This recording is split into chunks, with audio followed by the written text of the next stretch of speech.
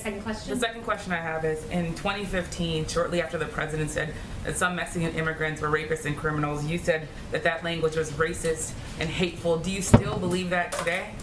Well, I'm actually glad you asked that, because for about the first 4 weeks of the election, I was watching CNN and I was naively believing some of the headlines that I saw on CNN. And Reading headlines, that's fine. I just want to know if you also personally still believe that. I'm actually not going to read the headlines. So I very quickly came around and supported the president. In fact, CNN hired me. I was on many 8-on-1 panels where I proudly supported this president, who I believe is one of the best presidents, if not the best president this country will ever have.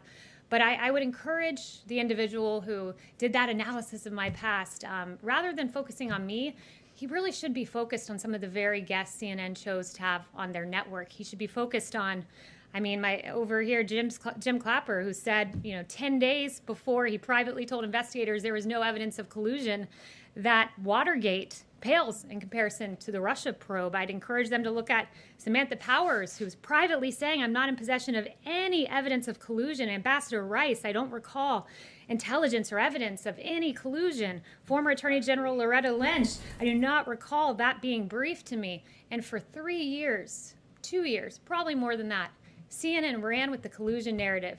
And if the American people are watching right now, you're probably very confused as to some of the quotes I read, because those individuals were saying much different things publicly than they were saying privately. And I'm very grateful that those transcripts were released yesterday. And perhaps the K-File should do an analysis of that. Yes, Ebony? Are you walking back those comments today at all? Or do you stand by those comments that you made? I support this president. There is no questioning that. I'm so honored to work for him. And Ebony, next question. Thank you.